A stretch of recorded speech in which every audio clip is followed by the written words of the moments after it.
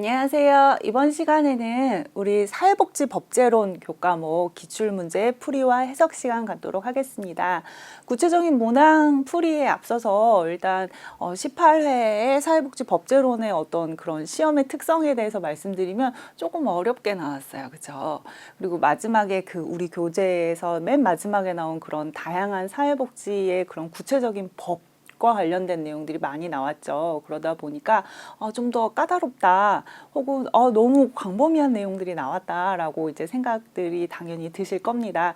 그런 거 어느 정도 감안하고 선생님들 저와 함께 이제 첫 번째 문항부터 풀이 시작하도록 하겠습니다.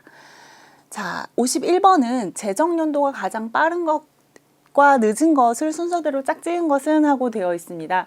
선생님들 이거는 이렇게 늦은 거, 뭐 빠른 거와 짝짓거나 혹은 순서대로 나열한 것은 하고 늘 문항 나오는 패턴인 거 잘 아시죠?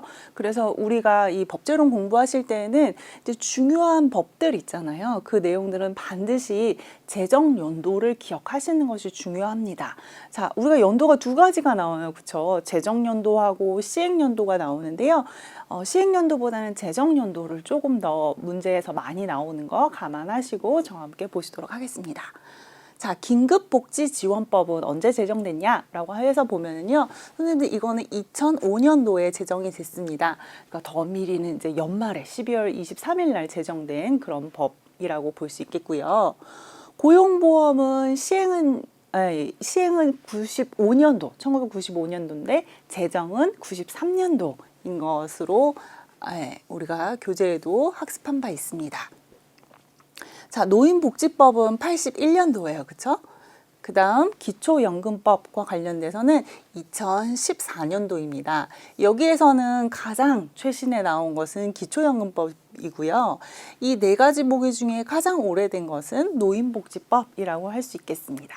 그래서 가장 빠른 것과 늦은 것을 순서대로 짝지은 것은 여기 보기 5번이라고 볼 수 있겠죠.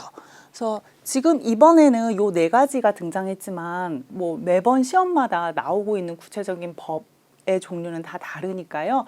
몇 가지 내용들은 꼭 선생님들 순서대로 그 다음에 연도 반드시 기억해 놓으시기를 추천드립니다.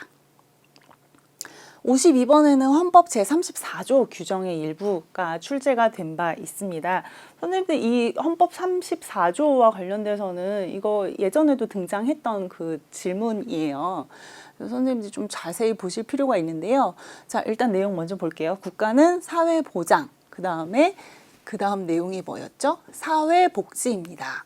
사회보장과 사회복지의 증진에 노력할 의무를 가진다. 라고 되어 있고요. 신체장애자와 뭐 이런 사유로 인해서 생활 능력이 없는 국민은 법률이 정하는 바에 따라 이거는 그냥 외우셔야죠. 뭐 34조는 워낙 중요한 내용이기도 하고요. 이미 기출에서도 지금 처음 나온 게 아니기 때문에 이거는 선생님들 그냥 가져가시는 점수라고 보면 돼요. 그래서 그렇게 국가의 보호를 받는다라고 되어 있습니다. 자, 법률은 국회에서 의결이 되고 대통령이 공포한 법이 바로 법률이죠. 사회복지와 관련된 그런 실정법들이 법률에 속하고 있고요. 실질적으로 우리 사회복지법의 구체적인 내용을 이루고 있는 것이 바로 법률입니다. 그래서 선생님들 여기에서는 사회복지, 위에는 그 다음 아래는 법률이라고 해서 52번의 정답은 4번입니다. 자, 53번 넘어갈게요. 법령의 제정에 관한 헌법의 내용으로 옳은 것은 하고 되어 있습니다. 하나하나씩 살펴보겠습니다. 자, 국무총리는 총리령을 발할 수 없다라고 되어 있어요. 총리령은 총리가 발하는 거죠. 그렇죠? 이거 있다가 정답이에요. 국회 의결을 거치지 않고 대통령 이하 행정기관이 제정한 법규, 그게 바로 총리령이라고 할 수 있겠고요. 자, 지방자치단체의 장은 불령을 발할 수 있다라고 되어 있는데요. 그 정도까지는 아니에요. 지방자치단체의 장이 만드는 것은요, 이거는 이제 그 지역 사회에서만 효력을 갖는 이제 그런 내용들이 따로 있습니다. 그래서 여기에서 지자체의 장은 이런 걸 발할 수 없고요. 이 불령을 발할 수 있는 자는 행정각부의 장. 행정각부의 그러니까 장관들이죠. 이런 장관들이 소관 자기 그 사무에 대해서 법률이나 대통령의 위임 또는 직권으로서 부령 또는 장관령을 발할 수 있다라고 우리나라 법에 제시가 되어 있죠. 그리고 아까 제가 좀 전에 말씀드린 이런 지자체에 그 장애할 수 있는 거는 규칙이에요. 예. 그리고 그 규칙은 예를 들어서 어떤 뭐 강원도에서 뭔가를 하겠다라고 하면 그 거기에서 만들어진 어떤 그런 규칙, 구체적으로 설정해 놓은 그런 규칙은 강원도 내에서 그 지역사회 내에서 해당하는 것이지 완전히 다른 시도에서 동일하게 적용되는 것은 아니다라고 하는 점 다시 한번 말씀드립니다. 그 지역 내에서만 효력을 갖는다라고 하는 거 말씀드리고요. 요 내용이 예전에 그 16회에서도 똑같은 거의 비슷하게 이제 출제된 바 있어요. 이런 그 헌법 제정 법령의 제정과 관련돼서는 계속해서 좀 문항이 출제되고 있으니까 좀 더 선생님들 살펴보실 필요가 있겠습니다. 자, 정부는 법률안을 제출할 수 있죠. 네, 있습니다. 그래서 이 부분이 틀렸고요. 자, 보기 4번 볼게요. 법률안은 국무회의의 심의를 거쳐야 한다라고 되어 있습니다. 네, 당연한 내용이죠. 자, 법률은 특별한 규정이 없는 한 공포한 날로부터 90일이 경과함으로써 효력을 발생한다라고 되어 있는데요. 이건 틀렸어요. 90일이 아니라 20일. 이거는 선생님들 좀 기억을 해 놓으시면 좋겠어요. 요것도 예전에 그 기출된 그 내용이었었어요.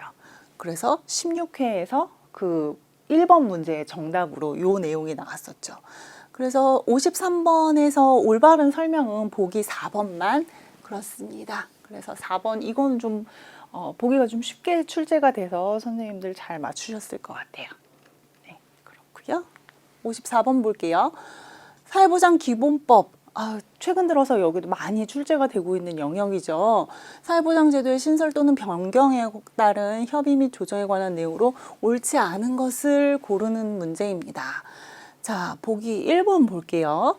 국가와 지자체는 이 지금 새로 신설하려고 하는 그런 내용들이 기존 제도하고 어떻게 상충하는지 잘 연계가 되는지 그 다음에 전달 체계라든가 이게 재정은 확보가 되어 있는지 이런 부분들 당연히 사전에 충분히 검토할 필요가 있습니다. 너무 당연한 내용이고요.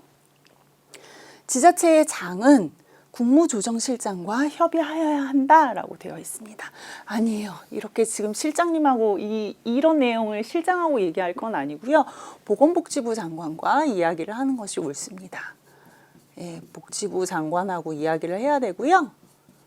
자, 보기 3번 볼게요. 중앙행정기관의 장은 보건복지부 장관과 협의하여야 한다라고 되어 있는데 맞는 표현이고요. 국가와 지자체는 사회보장급여가 중복 또는 누락되지 않도록 당연히 해야죠. 그죠? 이 부분은 굉장히 중요한 내용입니다. 이중수급을 한다거나 혹은 누락을 방지하는 거 계속해서 정부에서 신경 쓰고 있는 내용인 거죠. 자, 보기 5번은 중앙행정기관의 장은 협의에 관련된 자료의 수집이나 조사 분석에 관한 업무를 사회보장정보원에 위탁할 수 있다라고 되어 있습니다. 그래서 뭐 정부 출연 연구기관을 세운다거나 뭐 한국사회보장연구원 혹은 대통령령으로 정하는 전문기관이나 단체에 위탁해서 이와 관련된 일을 맡길 수 있다라고 되어 있죠. 그래서 54번에서 틀린 설명은 여기 보기 2번이었어요. 54번의 정답은 2번입니다. 자, 이제 55번으로 넘어가 볼게요. 사회보장기본법의 내용으로 옳지 않은 것은 하고 되어 있습니다. 자, 사회보장위원회 벌써 이것도 여러 번 출제된 문항 중에 하나예요. 그렇죠? 사회보장위원회 위원장은 보건복지부 장관이 아니죠. 예. 이 55번에는 정답이 좀 일찍 나왔어요. 이건 보건복지부 장관이 아니라요. 총리. 네, 국무총리가 위원장이 된다라고 되어 있습니다. 자, 사회보장위원회는 30명이나, 이거 올바른 설명이에요. 5년마다 계획 수립하는 것도 맞고요. 그런데 이제 국무총리가 위원장이기는 하지만 실제로 이제 사회보장 정보 시스템의 구축과 운영을 총괄하는 것은 복지부 장관으로 되어 있습니다. 네. 그 다음에 모든 국민은 이런 급여를 받을 권리를 갖고 있죠. 자, 사회보장기본법 나왔으니까 좀 정리를 하면은요, 95년도에 제정이 됐고요. 시행은 그 이듬해인 96년부터 된 그 법이라고 할 수 있겠습니다. 조금 더 이거 설명을 드리면, 위원장은 총리인데요. 위원장, 부위원장이 3명이나 있죠? 이것도 기출에 잘 나오는 부분이에요. 자, 첫 번째는 우리가 지금 이야기 나오는 그 보건복지부 장관이 이제 부위원장 첫 번째 사람이고요. 두 번째는 교육부 장관, 그러니까 부총리의 역할을 하고 있잖아요. 세 번째는 재정기획부.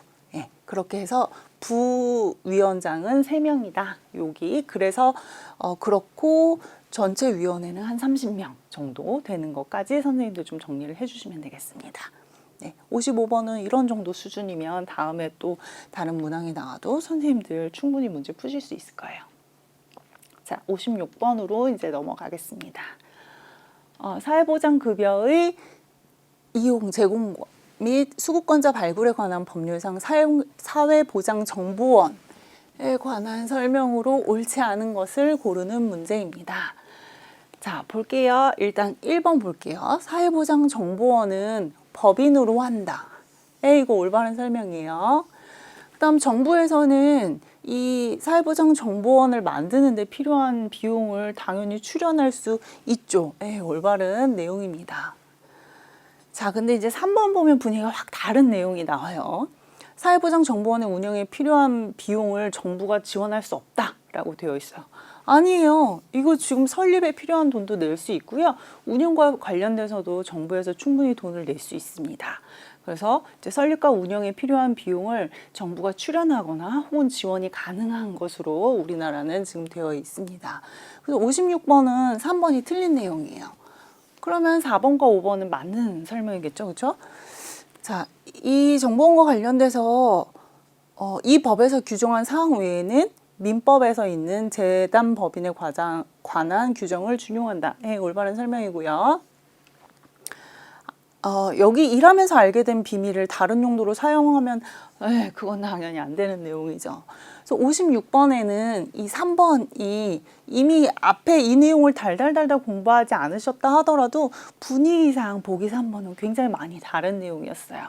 그래서 56번은 그렇게 어렵지 않게 3번 선생님들이 문제 풀으셨을 것으로 믿고 이제 저는 다음 문제에 넘어가도록 하겠습니다. 자, 사회복지 전담 공무원과 관련된 내용이 나왔어요. 옳지 않은 것을 모두 고른 것은 하고 되어 있네요. 자, 기억번 볼게요. 시군구와 읍면동에는 사회복지 전담 공무원을 둘 수 있고 시도에는 둘 수 없다. 그런 게 어디 있어요, 그렇죠? 시도, 시군구, 읍면동 모두에 다 둘 수 있다. 라고 되어 있죠. 우리나라 같은 복지국가에서 시도에서 안 두면 어떻게 하겠어요, 그렇죠? 그래서 기억은 틀린 내용이고요. 사회복지 전담 공무원은 사회복지사업법에 따른 사회복지사의 자격을 가진 사람이죠, 그렇죠? 그래서 1년에 한 번 우리 선생님들께서도 지금 이제 1급과 관련된 이제 시험을 지금 준비하고 계시잖아요. 사회복지사업법에 여기서 지금 규정하고 있는 내용이다라고 되어 있고요. 자, 디귿도 내용을 볼게요. 그래서 시도지사나 시군 구청장은 이제 지방공무원 교육훈련법에 따라서 이 교육훈련에 필요한 시책을 수립하거나 이제 시행할 수 있다라고 되어 있는데요. 이 또한 옳은 내용입니다. 57번에는 기억만 틀렸어요. 그래서 57번에는 1번이 정답입니다. 이제 58번 볼게요. 자, 사회복지사업법에서 열거하고 있는 사회복지사업 관련 법률에 해당하지 않는 것은 하고 되어 있습니다. 선생님들 사회복지사업법은요 1970년에 제정이 되어 있죠. 그리고 1970년에 제정되고 시행된 법이기도 합니다. 이 내용의 골자는 사회복지를 필요로 하는 사람들에 대해서 인간의 존엄성과 인간다운 생활을 할 권리를 보장하고 사회복지의 전문성을 높이고 뭐 등등등등 좀 길게 나와 있어요. 그렇죠? 그리고 선생님들 그런 자격증 발급과 관련된 그런 내용들도 사회복지 사업법에 포함되어 있다라고 하는 거 좀 전에서도 다시 이제 좀 연결돼서 말씀을 드리고요. 아동복지법, 노인복지법, 뭐 입양특례법, 이거 다 사회복지사업법에 규정되어 있는 법이죠. 근데 국민건강보험법은요, 국민건강보험법이라는 게 따로 있죠. 사회복지사업법의 그런 울타리 안이 아니라 이거는 따로 있는 내용입니다. 그래서 요 4번이 틀렸고요. 사회복지공동모금회법 역시 이 앞에 보기 1, 2, 3과 함께 사회복지사업법의 일환으로서 들어가 있죠. 그래서 58번은 4번이 틀렸어요. 네, 그래서 4번이 다른 내용이다 라고 하는 거 이참에 한번 정리해 놓으시고요. 59번입니다. 사회복지사업법상 법인에 관한 내용으로 옳은 것은 하고 되어 있어요. 선생님들 이거 사회복지법인하고요. 사회복지시설과 관련된 거 이거 지금 매해 한 문항씩은 꼭 나오고 있는 부분이에요. 그래서 법인 공부하실 때 시설하고 비교해서 같이 공부해 놓으시면 훨씬 더 좋을 것 같습니다. 사회복지사업법에서 특히 제2장 사회복지법인 내용을 참고하시면 돼요.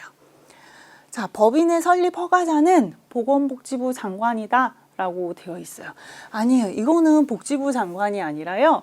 법인은 그 시도지사, 시도지사에서 이거를 법인을 허락을 해줘야 돼요. 자, 법인은 그렇고요. 사회복지시설은 시도가 아니라 시군구. 이쪽에서 이제 받는 겁니다. 이거 꼭 비교해서 선생님들 보시면 더 좋을 것 같아요. 보기 1번은 복지부 장관이 아니라 시도지사의 허가가 필요하다. 다시 한번 이제 말씀을 드리고요. 그래서 법인 설립은 제가 말씀드렸잖아요. 이거는 법인이 아니라 시설과 관련된 내용이에요. 그래서 틀렸어요. 그렇고요. 해산한 법인의 남은 재산은 설립자에게 귀속이 될까요? 아니에요. 이거는 국가나 그 지자체, 그 다음에 정관이 정하는 바에 따라서 국가 또는 지자체에 귀속된다라고 이렇게 법에 정리가 되어 있습니다. 그렇고요. 59번은 보기 4번 볼게요. 이 사안은 법인이 설치한 사회복지시설의 장을 겸직할 수 있습니다. 그 이사 중에 한 명이 장을 겸직할 수 있다라고 되어 있고요. 이사가 못하는 내용이 있어요. 그 규정상에 보면 이 이사 중에 한 명이 이 시설의 장을 할 수는 있는데요. 그런데 그 시설장을 제외하고 나머지 이사가 이 시설에서 뭔가 직원으로 일하는 것은 안 돼요. 이게 보기에 좀 헷갈리게 출제가 되는 경우가 있거든요. 그래서 이 4번은 맞는데 그래서 다른 이사가 함께 여기 직원으로 겸직해서 있는 거 그거는 틀린 설명이에요. 연결해서 꼭 공부해 놓으시고요. 자, 5번 볼게요. 자, 서로 다른 법인이 합병을 하는 거예요. 같은 주소지면 그 주소지에서 해결을 하면 되는데요. 이게 시도가 다른 곳이 합병을 할 수가 있잖아요. 이제 그런 경우에는 보건복지부의 장관의 허락을 받아야지 된다라고 법률에 명시되어 있습니다. 그래서 이거는 시도지사가 아니라 보건복지부 장관 부분이에요. 그래서 틀렸고요. 59번에는 4번이 정답입니다. 자, 제가 아까 법인도 나오고 시설도 나와요 라고 말씀드렸는데요. 이번에는 시설과 관련된 내용이 또 출제가 됐어요. 자, 이거 저랑 같이 보실게요. 시설의 운영위원회와 관련된 설명으로 옳은 것은 하고 되어 있어요. 자, 어떤 시설에서 이제 그 일을 잘하기 위해서 운영위원회라고 하는 거를 이제 구성을 하는 거죠. 이 운영위원회에 들어올 수 있는 사람들은 굉장히 다양해요. 근데 그리고 이 위원회의 위촉은 시장, 군수, 구청장이 임명하거나 위촉한다라고 되어 있어요. 총 8가지 옵션이 가능합니다. 이제 시설의 장도 이 운영위원회에 들어갈 수 있고요. 이 시설에 이제 그 거주하시는 거주자 대표 또 이제 서비스를 직접 받는 분도 이 운영위원회에 들어가실 수 있고요. 거주자들의 또 그 보호자들이 있잖아요. 가족. 그런 거주자의 보호자 대표 또한 운영위원회에 들어갈 수 있어요. 그리고 시설에서 일하시는 많은 분들이 계시죠. 그 종사자분들도 그 종사자 대표 또한 운영위원회에 들어갈 수 있습니다. 뭐 공무원도 들어갈 수 있고요. 그래서 다양한 이런 운영위원들에 의해서 운영위원회가 구성이 된다라고 하는 거 한번 이 내용 들으시고 저랑 이제 같이 정리를 할게요. 시설의 장은 운영위원이 될 수 없다. 아니요, 있다고 제가 좀 전에 말씀드렸어요. 그렇죠? 운영위원회의 위원은 시설장이 위촉한다라고 되어 있어요. 아니에요. 제가 좀 전에 말씀드렸지만 이건 시설장이 하는 게 아니라 시장, 군수, 구청장이 하는 것입니다. 운영위원회를 시설장이 임명하면 자기 입맛에 맞는 사람, 자기한테 좋은 얘기만 할 사람들만 위원회를 구성하지 않겠어요? 그래서 이것은 시장, 군수, 구청장. 네. 구청장이 할 수 있다라고 되어 있고요.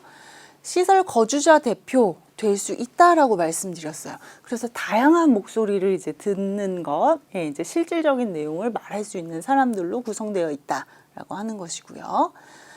자, 보기 4번 볼게요. 운영위원회는 시설 운영에 관련해서 의결권을 갖는다라고 되어 있는데요. 이 법을 살펴보면 의결권이 아니라 심의할 수 있는 권리, 심의권을 갖는다라고 되어 있습니다. 그래서 시설 운영 계획의 수립, 평가와 관련된 사항, 혹은 시설 종사자들의 어떤 근무 환경을 개선하는 것과 관련된 거, 뭐 시설 거주자분들의 어떤 생활 환경을 개선하는 거, 뭐 고충을 처리해 주는 거, 이런 것과 관련돼서 심의권을 갖는다라고 이제 우리 그 법률에 제시가 되어 있죠. 자, 보기 5번이 맞는 답이겠네요. 그죠?